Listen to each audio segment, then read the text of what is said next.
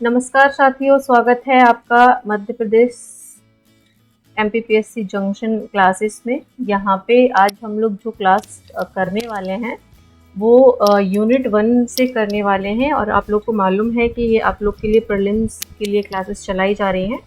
तो आज जो हम यूनिट 1 में देखने वाले हैं उसमें हम मध्य प्रदेश की स्थापत्य कला के बारे में पढ़ने वाले हैं। अगर आपने सिलेबस देखा होगा तो आपको पता है कि सिलेबस में जो यूनिट 1 है उसमें हमारे MP की हिस्ट्री दी हुई है, जिसमें हमें महत्वपूर्ण घटनाएं और राजवंश पढ़ने हैं। फिर इसके साथ ही हमें मध्य प्रदेश का स्वतंत्रता आंदोलन, और फिर उसके बाद आपका टॉपिक लिखा हुआ है मध्य प्रदेश की प्रमुख कलाएं और स्थापत्य। इसके साथ ही साथ यहाँ पे और भी सेक्शन दिए हुए हैं, लेकिन एक पॉइंट और जो हमें ध्यान में देना है वो है मध्य प्रदेश के प्रमुख धार्मिक और पर्यटन स्थल। यानी कि जो पर्यटन स्थल है उसमें धार्मिक पर्यटन स्थलों को इन्होंने अलग से आइडेंटिफाई किया है।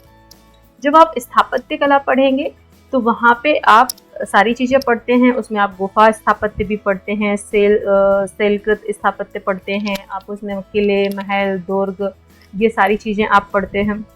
और जो हम पर्यटन स्थल की बात करते हैं और विशेषकर उसमें ऐतिहासिक पर्यटन स्थल की, तो उसमें ये सारी जो स्थापत्य है वो आपका सम्मिलित हो जाता है।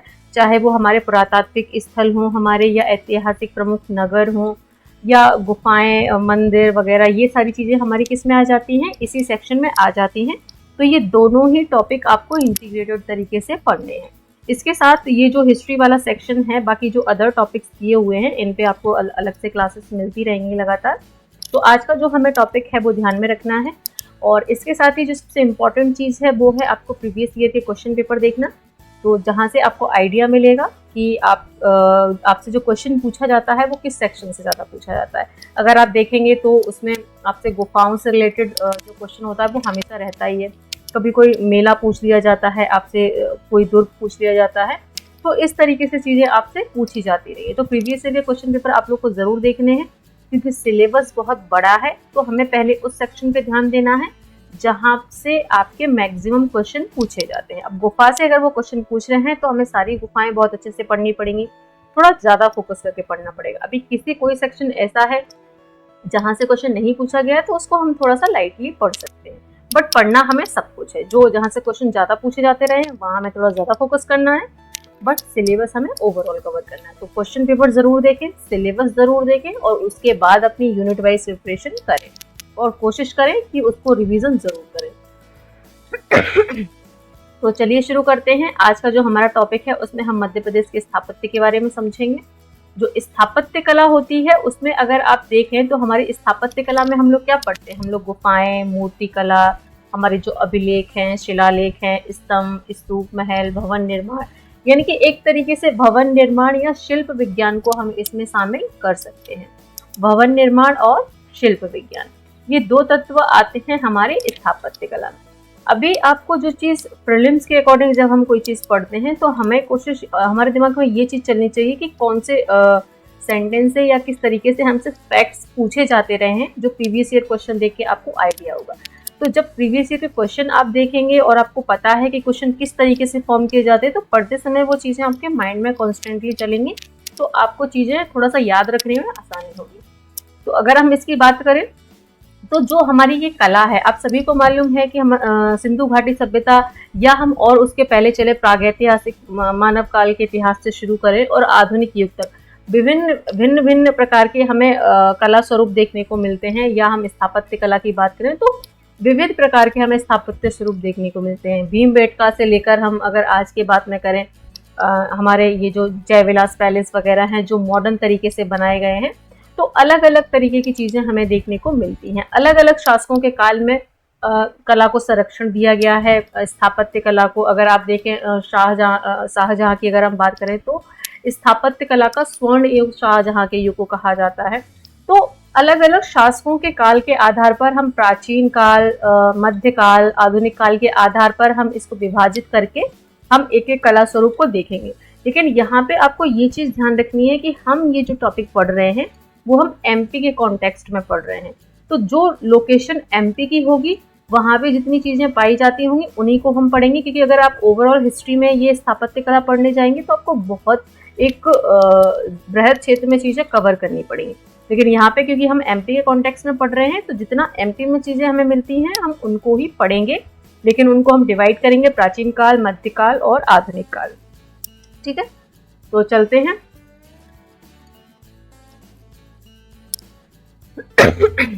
इसमें देखो आपको दिया हुआ है मध्य प्रदेश की जो स्थापत्य कला है, प्रागैतिहासिक काल, प्राचीन काल, मध्यकाल और आपका आधुनिक काल, ये दोनों तरीके से दी हुई है। 4 भागों में हमने इसको बांटा है। अब हमें सबसे पहले देखना है कि प्रागैतिहासिक काल में हमारे लिए क्या क्या चीजें इंपॉर्टेंट है। तो प्रागैतिहासिक काल की बात अगर आप लोग करें तो सबसे इंपॉर्टेंट है भीमबेटका की गुफाएं। आप सभी को मालूम है कि भीमबेटका की गुफाएं हमारी यूनेस्को विश्व धरोहर स्थलों की सूची में भी सम्मिलित हैं।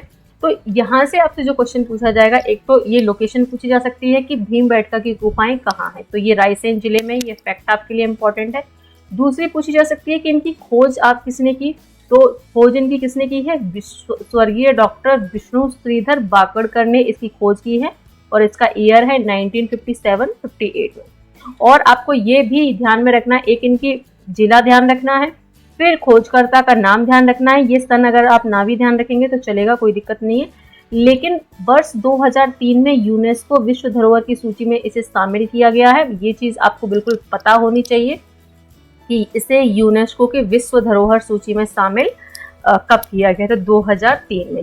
यूनेस्को विश्व धरोहर सूची में शामिल होने का क्या मतलब है, इसका मतलब है कि जब यूनेस्को नाम की जो एक वैश्विक संस्था है वो क्या करती है, इमारतों की एक सूची निकालती है, एक विश्व धरोहर की सूची में शामिल करती है और वैश्विक स्तर पर ये काम करती है, और फिर वो इमारत यूनेस्को के संरक्षण में आ जाती है और वो उनको फंडिंग देते हैं उसकी देखरेख करने के लिए, यानी कि आर्थिक सहयोग हमें प्रदान करते हैं। तो अगर हमारी जो भीमबेटका है वो बाकायदा इसका सर्वेक्षण करते हैं और इसमें अगर कोई दिक्कत आ रही है, कहीं इसका क्षरण हो रहा है या कुछ दिक्कत देखने को मिल रही है, तो उसका संरक्षण प्रॉपर तरीके से किया जाता है। तो ये आपको यूनेस्को के बारे में पता चला है ना। अब देखते हैं हम मध्य प्रदेश की स्थापत्य कला में प्रागैतिहासिक काल में देखा हमने, और इसमें यहाँ पे हमें क्या मिलता है, आदि मानव द्वारा बनाए गए शैल चित्रों और शैलाश्रयों के लिए प्रसिद्ध है। यहाँ पे क्या किया गया है, जो हमारा आदि मानव काल था वो जो आखेटक क्रियाएं करता था, वो गुफाओं में रहता था। उस समय ऐसा तो था नहीं कि कोई किसी के घर बने हुए थे, जहाँ भी उसे कोई गुफा दिखी तो उन गुफाओं में जहाँ वो निवास करता था तो उसने कुछ कलाकारी की, कुछ पेंटिंग्स वगैरह की। अगर आप यहाँ देख पा रहे हो तो ये इस तरीके की ये पेंटिंग्स इन्होंने की है। तो ये चीजें जो हमें दिख रही इन गुफाओं में, वो क्या अपना आवास ढूंढ रहा था, एक रुकने के लिए जगह जहाँ पे वो सुरक्षित तरीके से रह सके, जंगली जानवरों से अपना बचाव कर सके। तो ये यहीं पे उसने क्या किया है, कुछ कुछ पेंटिंग्स की हैं, तो इसीलिए ये हमारे लिए महत्वपूर्ण है। ये आपको रेड कलर की ये दिख रही होंगी, है ना। ये हमें क्या दिखाती है, ये हमें इन चित्रों से हमें उस समय की, उस प्रागैतिहासिक या आदि मानव कालीन हमें क्या चीजें दिखाई, उनकी क्या क्या वो क्रियाकलाप करते थे। तो इस पेंटिंग से कुछ कुछ चीजें हमें समझने में मदद मिलती है, तो यहाँ पे हम इसका यूज करते हैं। और अगर आप जब आप मेंस के लिए पढ़ेंगे तो मेंस में भी अगर आप ये 3 पॉइंट लिख देंगे तो आपका 3 नंबर का प्रश्न तैयार हो जाएगा। अब इसके अलावा और कौन से शैलाश्रय हैं। शैलाश्रय का मतलब है कि किसी चट्टान के अंदर उन्होंने उस चट्टान के ऊपर कोई कलाकारी वगैरह दिखाई है या चट्टान को लेकर कोई आकृति का निर्माण किया है, तो वो हमारे शैलाश्रय में सम्मिलित कर लिए जाते हैं। तो एक शैलाश्रय है आपका रानी माची शैलाश्रय। ये कहाँ पर है आपका, रानी माची शैलाश्रय, ये चितरंगी, ये सिंगरौली में दिया है आपका। रानी माची शैलाश्रय कहाँ पर है, सिंगरौली में।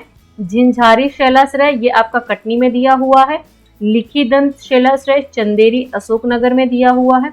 लिखी छाछ शैलाश्रय मुरैना में दिया हुआ है आपका। हर्रापाल शैलाश्रय होशंगाबाद में दिया हुआ है। निशानगढ़ शैल चित्र पचमढ़ी होशंगाबाद में दिया हुआ। अब आप इसको याद कैसे करेंगे, तो जैसे ये चीजें बॉक्स में लिखी हुई हैं तो आप एक मैप ड्रॉ कर लेंगे और उस मैप में जिले के अकॉर्डिंग इनके नाम लिख लेंगे, तो आपको लोकेशन भी ध्यान रहेगी और आपको ये शैलाश्रय भी ध्यान रहेंगे। तो इसको मैप में जरूर लोकेट कर लें, तब आपको ये ज्यादा अच्छे से ध्यान में रह पाएगी, है ना। चलते हैं आगे। ये हो गई हमारी कब की, प्रागैतिहासिक कालीन। अब जो हम आगे देखेंगे वो हम क्या देखेंगे, प्राचीन काल की स्थापत्य कला। तो जो प्राचीन काल में हम देखते हैं, आप सभी को मालूम है कि प्राचीन काल में कला के, स्थापत्य कला की दृष्टि से मौर्य काल सबसे ज्यादा महत्वपूर्ण है, क्योंकि आपको पता है कि मौर्य काल में ही पहली बार एक बृहद स्तर पर साम्राज्य निर्माण हुआ था और एक व्यवस्थित तरीके से सामाजिक आर्थिक राजनीतिक व्यवस्था संचालित हुई थी और फिर वहां पर कला को भी प्रश्रय दिया गया था। तो आप जानते हैं कि अशोक, चाहे वो हमारे चंद्रगुप्त मौर्य सम्राट हो, उन्होंने राजमहल वगैरह का निर्माण करवाया था, वहीं सबसे ज्यादा जो साक्ष्य मिलते हैं वो हमें अशोक के मिलते हैं, उनके शिलालेखों के, उनके स्तूपों के। तो वो हमारे लिए बहुत इंपॉर्टेंट है। अब मौर्य काल में तो बहुत सारी चीजें करवाई गई थी, लेकिन एमपी के संदर्भ में क्या क्या इंपॉर्टेंट है, एमपी में कौन सी चीजें हैं जो हमें ध्यान में रखनी है, तो वो हम इस टॉपिक पे देखेंगे। तो यहाँ पे हमारे लिए जो सबसे इंपॉर्टेंट है वो है अशोक के लघु शिलालेख, जिनमें 2 शिलालेख हमें मिले हैं। एक गुर्जरा लघु शिलालेख दतिया जिले में प्राप्त हुआ है, दूसरा रूपनाथ लघु शिलालेख जो कटनी जिले में मिला है।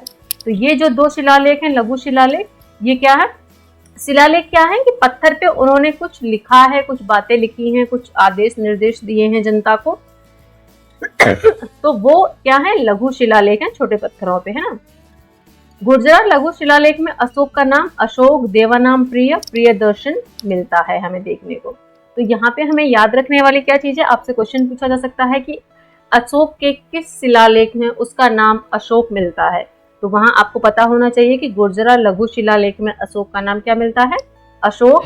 उसको देवानाम प्रिय भी कहते थे और प्रियदर्शन भी कहते थे। तो ये नाम उसको गुर्जरा लघु शिलालेख में लिखे हुए मिलते हैं।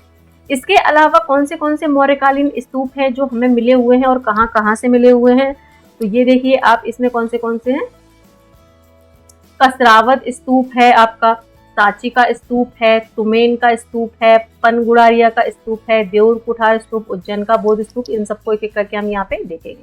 तो जो सांची का स्तूप है वो हमें कहाँ से मिला है, रायसेन जिले से मिला है। इसका निर्माण कब हुआ था, अशोक ने करवाया था 3वीं शताब्दी ईसा पूर्व में, और इसकी खोज जनरल टेलर द्वारा 1818 ईस्वी में की गई थी। साथ ही ये भी यूनेस्को की विश्व धरोहर सूची में सम्मिलित किया गया है। उसकी क्या डेट है, कब किस सन में उसको सम्मिलित किया गया, ये आप लोग मेंशन करेंगे। यहाँ पे याद आपको रखना है इसका जिला, फिर ये इसकी खोज किसने की और इसको यूनेस्को विश्व धरोहर सूची में कब सम्मिलित किया गया। फिर जो दूसरा इंपॉर्टेंट स्तूप है वो है हमारा भरहतु स्तूप। स्तूप ये आपको दिख रही होगी। स्तूप कैसे होते हैं, जो बौद्ध धर्म होता है उसमें, जैसे हम लोग मंदिरों में पूजा करने जाते हैं, ऐसे ही जो बौद्ध लोग होते हैं इन स्तूपों में उन जो महात्मा बुद्ध थे उनकी अस्थियां वगैरह या उनके शरीर का कोई भी भाग इसमें रखा होता है, यानी कि उनके लिए जो पूजनीय होता है, इसलिए स्तूप उनके लिए क्या एक तरीके से पूजा स्थल के रूप में काम में आता है। बिहार भी आप एक लोग सुनते होंगे नाम, तो बिहार में वो लोग क्या करते हैं, बिहार में वो लोग निवास करते हैं और स्तूप में क्या करते हैं, स्तूप एक तरीके से उनकी आराधना का केंद्र माना जाता है। तो आप सभी को मालूम है कि जो सांची का स्तूप है वहां पे महामोगलायन की अस्थियां रखी हुई हैं, जिनके अध्यक्षता में क्या हुई थी, बौद्ध संगीति हुई थी अशोक के शासनकाल में। तो ये चीज आप लोग को याद रखनी है। वो कौन सी संगीति थी, प्रथम थी, द्वितीय थी कि तृतीय थी, ये आप लोग को बताना है। तो ये चीज हमें पता चली स्तूप के बारे में। फिर दूसरा ही स्तूप क्या है, भरहत स्तूप है, जो कहाँ पर मिला है, सतना जिले में। इसका निर्माण भी अशोक द्वारा करवाया गया था और इसे सुंग काल में पुनर्निर्माण करवाया था, यानी कि अशोक ने इसका निर्माण करवा दिया था, लेकिन सुंग काल में इसकी रेलिंग वगैरह और कुछ इसकी रिपेयरिंग वगैरह करवाई गई थी। तो ये स्तूप भी आपको ध्यान रखना है, शुंग वाला भी फैक्ट, इसका जिला और इसका निर्माण किसके बाद। फिर तुमैन का स्तूप आता है हमारा, ये इम्पोर्टेंट, ये अशोकनगर या कहीं कहीं गुना भी लिखा होता है, तो जो भी ऑप्शन में आए वो आप टिक कर सकते हैं। इसमें क्या है, 3 मौर्यकालीन बौद्ध स्तूप स्थापित किए गए हैं जो तुमैन का स्तूप है उसमें, ठीक है। फिर उसके बाद आते हैं हम मध्य प्रदेश की स्थापत्य कला में आगे, उज्जैन का बौद्ध महास्तूप। तो अशोक द्वारा अपनी पत्नी कुमार देवी के लिए उज्जैन में ये बनाया गया था। किसके लिए, कुमार देवी के लिए। इसके अवशेष क्या हैं, वैश्य टेकरी के रूप में जाने जाते हैं। जो उज्जैन का बौद्ध महास्तूप है इसे वैश्य टेकरी भी कहते हैं। तो अगर आपसे उज्जैन का बौद्ध महास्तूप ना पूछकर वैश्य टेकरी पूछ ले तो ये भी क्या है, मौर्यकालीन एक स्तूप है जो अशोक के टाइम में बनवाया गया है और ये कहाँ पर है, उज्जैन में है।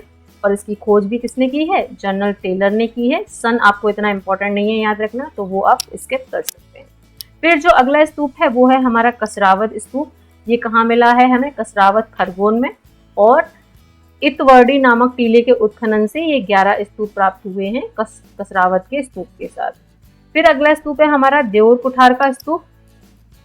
देऊर कुठार कहाँ पर है? रीवा जिले में है, तो ये वहां से मिला हुआ है। पनगुड़ारिया का स्तूप कहाँ पर है? सीहोर में। तो ये हमें क्या पता चला? ये हमें पता चले स्तूप, है ना। तो इन स्तूपों में अगर आप देखें तो हमें जो जिनके बारे में ज्यादा डिटेल जाननी है वो सांची का स्तूप, भरत स्तूप, ये सब ज्यादा इंपॉर्टेंट है। और इन सभी को भी आप लोग क्या करेंगे? मैप में लोकेट जरूर करेंगे, मैप बनाएंगे, सारे स्तूपों को वहां पे डिस्ट्रिक्ट वाइज क्या कर लेंगे? लोकेट कर लेंगे। ठीक है, तो कल हम देखेंगे, आज हमने स्तूप स्थापत्य पढ़ लिया है, सेल चित्र स्थापत्य पढ़ लिया है। उसके बाद कल हम लोग देखेंगे गुप्तकालीन अभिलेख, कल की क्लास में।